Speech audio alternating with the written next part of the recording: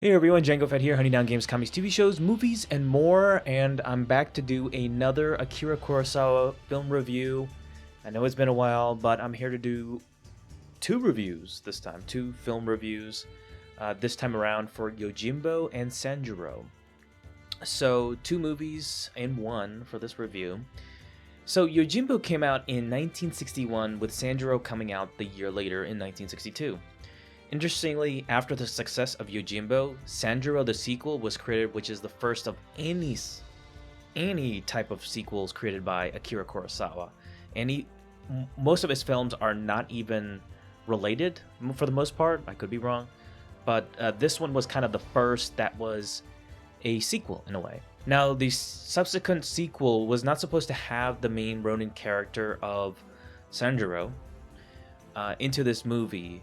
But Kurosawa altered to incorporate the lead character of Sanjuro into the subsequent sequel after the success of Yojimbo. So I'll keep it short and sweet when it comes to the story. So Yojimbo is about a Ronin samurai named Sanjuro, played by Toshiro Mifune, who arrives in a town where two crime lords are actively fighting each other and uses it to his advantage. Toshiro Mifune, I just absolutely love, and he's just a really great all-around actor with just a great range of skills. He can play the badass general in a hidden fortress to a subdued yet conniving samurai who wants to get his way in this movie, like in Yojimbo. So he has a broad range of when it comes to his acting, and I think I have to say this, he might be my favorite actor of all time.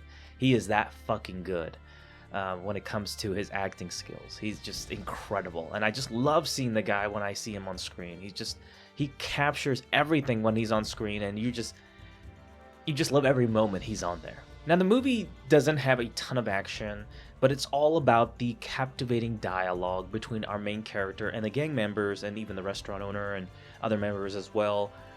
There's a cool fight in the end, but I felt the sword action was definitely the weakest element of the movie and not a highlight at all. It's very quick and not impactful in my opinion, but maybe that's the point of it. I could see a lot of inspiration of Sanjuro into other movies and other TV show stuff out there. I mean, for instance, I would say the Penguin's character from the TV series to Sanjuro, how he uses his conniving behavior to outwit his opponents without having to shoot a gun, or tries to. So I can see a lot of inspiration of the Penguin's character from the TV series to Sanjuro, the actual character, and I think it really does show. So another thing I really want to talk about is A Fistful of Dollars, created by Sergio Leone and starring Clint Eastwood. Sergio Leone also created The Good, Bad, and the Ugly and other movies out there with Clint Eastwood. And I always loved the Clint Eastwood movies, the old Western movies. I always thought they were just great spaghetti Western films, and Clint Eastwood always just eats it up. He's just always so amazing as this badass Western cowboy of sorts, or outlaw. So A Fistful of Dollars is actually an unofficial remake of Yojimbo with the same plot, but with a Western theme to it. Because I saw this movie, I didn't think nothing of it before then, but I actually saw Yojimbo and Sanjuro, and then I saw this movie, and I will say A Fistful of Dollars is a good movie, but I have to say Yojimbo is way better in every way, and it's always hard to beat the original, in my opinion. And this actually led to a lawsuit by Toho, but not sure what the results of it were. Maybe somebody can comment of it down below. I'm pretty sure they probably lost it, or maybe got compensated, who knows. Now let's quickly talk about Sanjuro, starring Toshiro Mifune once again as the iconic role, who encounters 9 samurai who unknowingly are set to die, work with Sanjuro to fight back against this corrupt leader. We also have Tatsuya Nakadai, forgive me if I'm mispronouncing that, same with Toshiro's name as well, returning to this movie as a different character named Hanbai. And in both movies, he was the iconic villain, and it works once again instead of the really sadistic nature of the first movie of Nakadai of character. you have him being more of a sympathetic character here, sympathetic samurai character here, and it still really works. I know it's kind of weird to see, you know, the same character who died and then become, you know, come back again. It's always a little weird. I know the Raid, they did that. That didn't make any fucking sense. Raid and then Raid 2 with the same character, which didn't make any sense. Yeah, even though they're completely different characters, it just didn't make any sense to me. Here, I think it does. It's fine. I didn't have any issue with it because they're completely different characters, and I think it really works.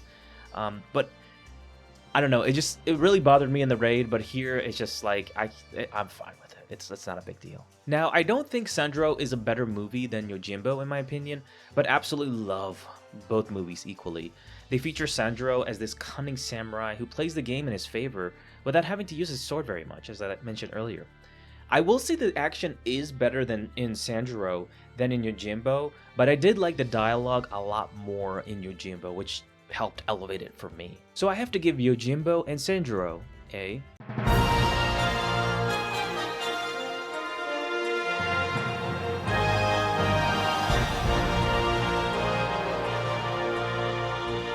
I do wish there was a third movie to complete the trilogy, but as a duology, it works. And I absolutely love Sanjuro. He is an absolute badass, and he's just an amazing character. He's different than what you may expect from a samurai character to be this stoic character, almost like a stoic knight, medieval knight or something like that, to be charging into the action as this heroic figure. This shows the opposite of it, and I think a lot of Japanese material, and I guess Western material to an extent too, would just emulate this, and The Good, the Bad, the Ugly, and other such movies out there would emulate Akira Kurosawa films, because that was how impactful it was. The Magnificent Seven and such. So you have countless of examples of how Akira Kurosawa made legendary films that are still talked about to this day, and how Hollywood and, you know, many out there will look at Akira Kurosawa films and just be like, yeah, this is what I love, and this is what I want to create somewhat like that, because this was just an example out there, that just the absolute legendary staple that frankly has been forgotten for some time. But it's good to go back to these films, and I'm just glad to see like something like The Penguin, for instance, actually use this material to its advantage. You know, Yojimbo and such, the character of Sanjuro.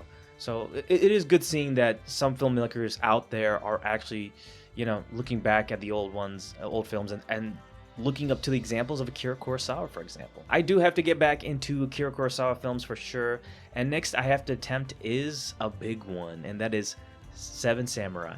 So I am excited to do that one. That is, I have a lot to talk about with that one. So I'm going to be rewatching that and giving you guys my thoughts of that. It's been a long time since I've actually seen it, but I just loved it back in the day. So I do have a lot to talk about with that one.